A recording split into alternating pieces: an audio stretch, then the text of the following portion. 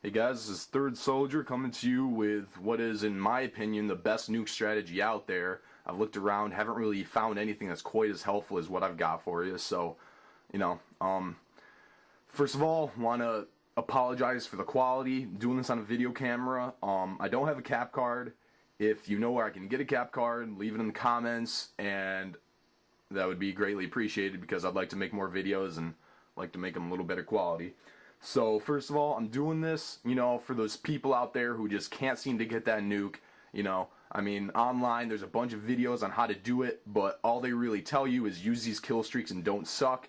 And to those people, and I'm not saying you guys suck, but to those people who just can't seem to get that nuke, that's not very helpful in my opinion. So I'm making this to try to get you guys there. Afterwards, after this segment, I'm going to show you a few clips of me getting nukes just to kind of give you guys an idea of how I do it. So let me start off by obviously showing you my kill streaks. So we got Harrier, AC-130, and Tactical Nuke. And now I am almost certain that I am one of the only ones on YouTube that would tell you to use an AC-130 over a chopper gunner when getting a nuke. And I have a few reasons why. So first of all, AC-130, the AC-130 chopper gunner, the arrival time is a lot more reliable with an AC-130. Chopper gunner, I'm sure you've noticed this if you use them a lot, depending on how small the map is, as they're flying in, it takes longer to fly in if the map is smaller, so that's precious time wasted. AC-130, you're going to start right over the battle. Another factor that makes AC-130 a little better is the flying pattern.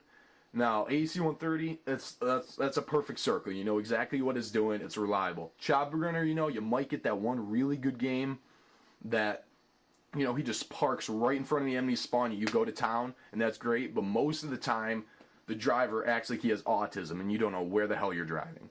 So, and that's a big problem.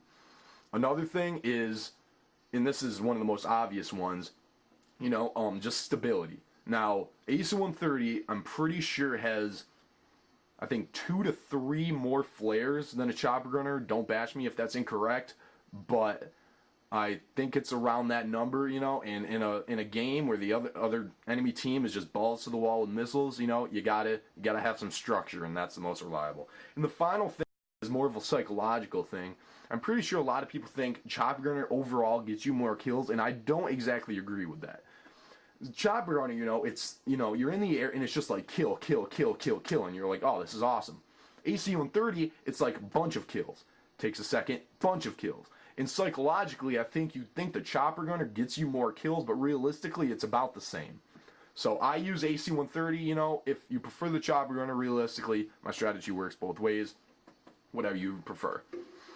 So let me go to my classes now. Now let me start off by saying, a huge factor in my strategy is a heartbeat sensor. If you don't like that, you can cry about it. I could wreck you with or without it. I'm showing you the most effective and reliable way to get a nuke, okay? And this is a big part of it, so whatever. And also, one of the classes has a nuke tube on it. I don't use it. I've never used it. It's just for show. You'll see how it factors in a second. Don't freak out, okay? So here we go. This is the strategy, okay? You ready? Now the main factor, I'll go down real quick. The main factor is, I hope you can see, the main kind of center point of this strategy is one-man army pro. So you can switch between all 5 classes. As you can see, I have only 5, haven't prestiged. I don't agree with prestiging, but whatever. Is one-man army pro. Now I'll go through each one of them in order as it works. You have your first class. This is the class you start out with, okay? Scar, heartbeat sensor. Oh, let me start off by saying every class, Semtex and Flashbang, work your equipment to how you like it, whatever. That has nothing to do with anything. Scar, heartbeat sensor, one-man army pro, stopping power. And then the third one, I would do sit rep or ninja, whatever you feel keeps you alive. I prefer sit rep because, obviously you can see enemy explosives, helps you from making stupid mistakes, and also, since your heartbeat doesn't cover behind you, louder footsteps is kind of nice, but whatever. Now this one, you know, Scar, very accurate, high damage with stopping power, 2 or 3 bullet kill, easy, you know. And you use this, you can get you use this, you get about 4 to 5 kills. You take this 4 to 5 kills around that time. That's when you about run out of ammo. Now you use your one man army pro and switch to your next class. This is your kill streak class. Now, if you see, it's the exact same thing, except this is hardline. So it'll take a little longer to get kills, you know, because it doesn't have stopping power. But this makes your Harrier only 6 instead of 7. So you know you get those first few kills really easily with the stopping power.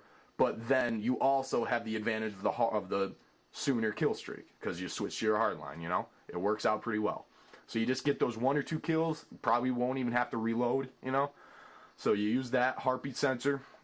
It's always good. And then, okay, now let's say you get your Harrier and everything worked out so far. Now this is the point when you go find a really good hiding spot. And now this is, I'm assuming, the point of the thing that pops in your head. Oh no, he's a camper. Relax. This is how it works. You go find a really good hiding spot. No one can see you. Generally out of the way. Okay, and this is when you switch to your airstrike class. This is the thing with the Nuke tube. I don't use it. Don't worry about it. Realistically, don't even need to worry about the weapon on this. All you need to see on this is Danger Close Pro. That's what you use for the second perk. And it has to be Danger Close Pro, because that's the point, for extra air support damage. Now, once you're in your hiding spot, call in your airstrike and call in your Harrier, and this does as much damage as potentially possible, you know?